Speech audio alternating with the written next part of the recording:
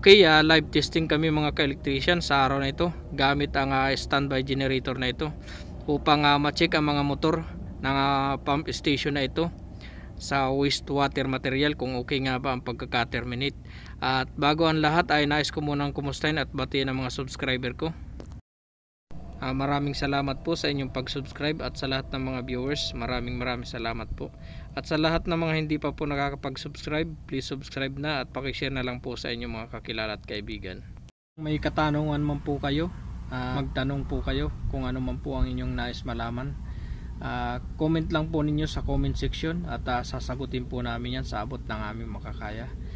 At kung may mga nais pa man po kayong ipagawa, comment nyo lang po at kung kakayanin po or kaya po namin ay gagawin po namin ayon sa inyong request.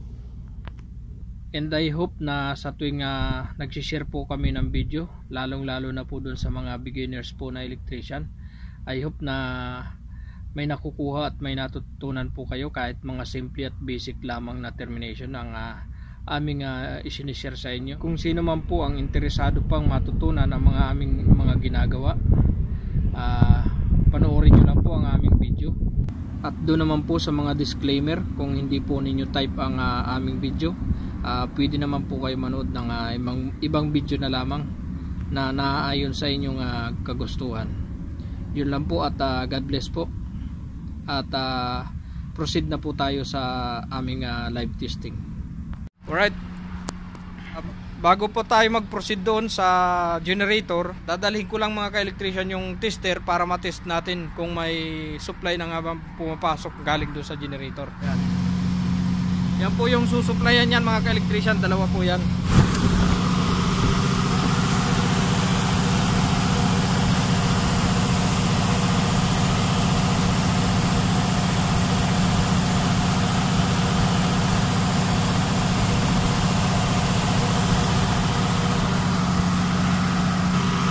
I-on natin mga ka-electrician.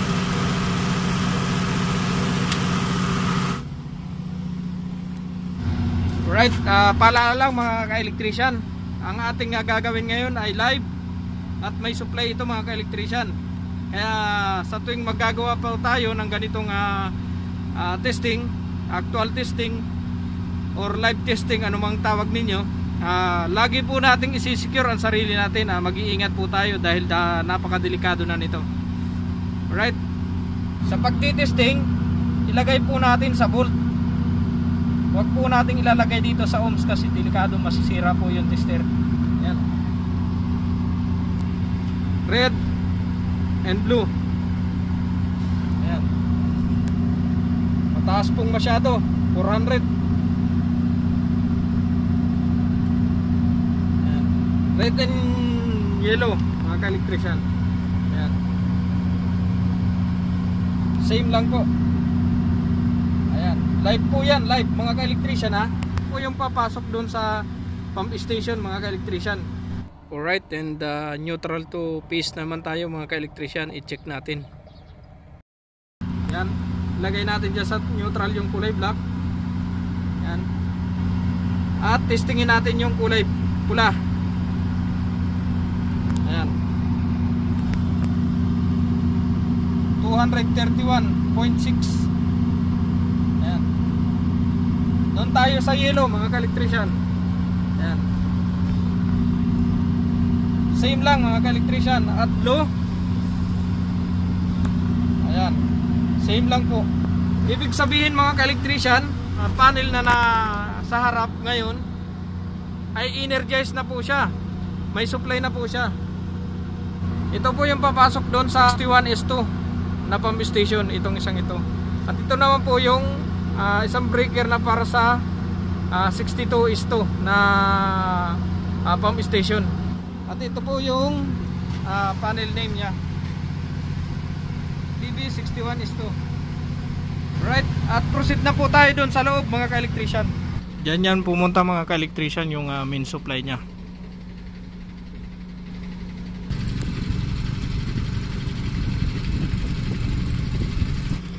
Check natin mga ka-electrician yung supply dito sa kabilang ito para malaman natin kung may kuryente. Ayan. 230 mga ka-electrician yung supply nya. Yan.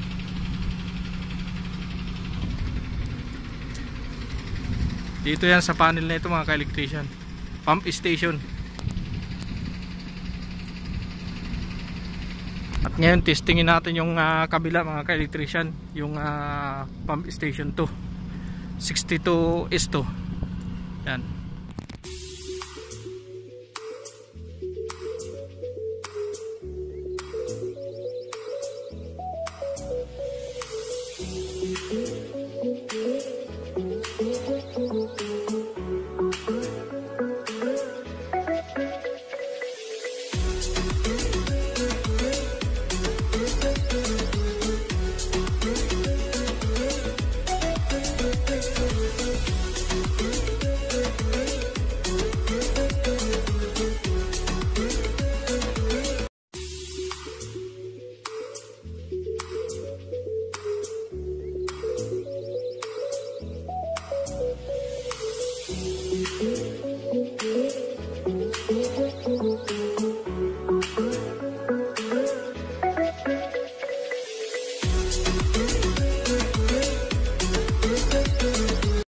Okay guys, post ko lang itong green kasi post button po ito.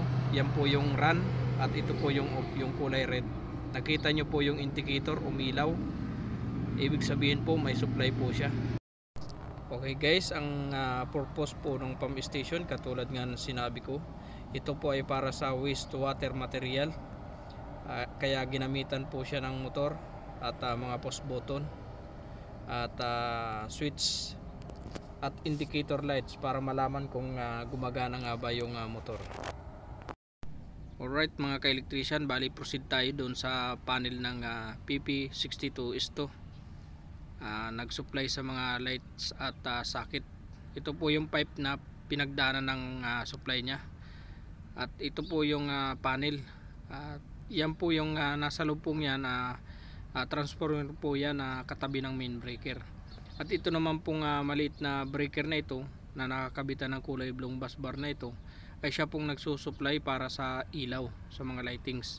At ito naman pong kulay red na ito, siya naman pong nagsusupply dyan sa mga socket.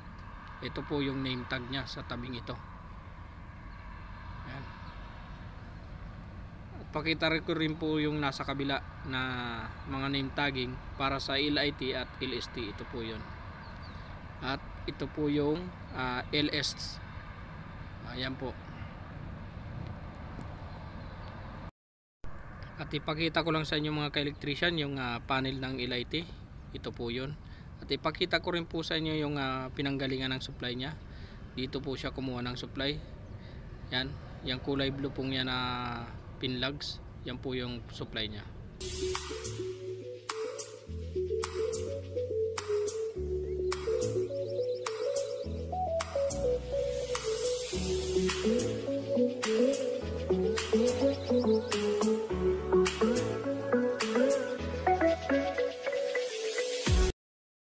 Alright, bali ipakita ko lang sa inyo mga ka-electrician ng buong buo yung pump station na aming sinusupplyan ng kuryente. Bali tinitesting lang po namin siya ngayon dahil ang generator pong aming ginagamit ay standby generator lamang po yan. Hindi po yan ang talagang magsusupply sa kanya. Ayan, kita ba yung number? Ito pong pump station na ito mga ka-electrician ay para po sa wastewater material po ito. Yung mga galing sa drainage, siya po ang naghihigop. Galing po sa mga bahay-bahay, siya po ang naghihigop para mapunta po sa tank na dapat puntahan po niya. Pakita ko lang po sa inyo yung standby generator yan. Yan po yung ginamit namin na bilang sample para ma-check lamang kung yung termination or yung connection na mga ginawa namin ay tama po ba. At ang magsusupply po permanently dyan ay yung substation pong yan na kulay puting walling na yung makikita nyo. Pakikita ko rin po sa kanya po pagkatapos ko po explain sa inyo yung mga ginawa namin sa pump station. Alright, pakita ko lang po sa inyo mga ka-electrician yung isang pump station na 62S2. Ayan, yan po yung isang pump station mga ka-electrician na 62S2. Alright. Bali tinisting lang po namin para malaman kung yung termination ba ay okay na. At ayon sa aming engineer, nakita naman niya kahapon na okay naman yung pagkaka-terminate at wala namang problema. Kaya sa madalit sabi po, ongoing na po siya para ma-energize ng substation na ito. Yan. Bali, puntahan lang po natin para maipakita ko po sa inyo yung harap ng substation. Alright, ito po yung substation. Ito po yung harap niya, mga ka-electrician. Ito po yung siyang magsusupply permanently po dyan sa dalawang pump station na yan. At kasama na rin po doon sa mga motor at yung street light, kung may nakakunik man po sa kanya. Ito po yung magsusupply, hindi po yung generator. Kasi yung generator, mga ka-electrician, standby generator lamang po siya. Sakaling nag-shutdown po yung substation, automatic po siya mag-on para masupplyan yung pump station house. Yan, para masupplyan po siya. Yan. Alright. Bali, yung ibang mga tinerminate po dyan, mga ka-electrician, ay mga tinerminate na ng supplier yan. Kunti na lang, bali supply lang halos yung aming linagay dyan para gumana yung pump station na yan. Alright. I hope sa simpleng video pong ito ay may na-share na naman po kami sa inyo, mga ka-electrician. At sana may nakuha din po kayong mga simpleng idea na makakadagdag pa sa inyong mga nais matutunan or nais malaman. Maraming salamat po at God bless po sa inyong lahat. Okay guys, shout out ko muna pala ang mga subscriber at viewers ko. Unang-una sa mga friends ko dyan, dito sa mga katrabaho ko, shout out ko nga pala si Dilip Mandel family at Tupajel family, at kay Christian Dapon family, at kay Eric Ronquillo family, at sa mga tropa ko sa Pilipinas, shout out ko kayong lahat, hindi ko na kayo may isa-isa. At kay Jason Cabanilla aka Jason Yaba family, Camacho family, at sa mga tiyo at tiya ko dyan, shout out ko na kayo. At sa Aban family, sa mga tropa at mga FB friends ko, shout out ko na kayong lahat. Okay, at sa lahat ng mga hindi pa po nakapag-subscribe, please subscribe na po sa aming channel para updated po kayo sa aming mga video na aming ina-upload.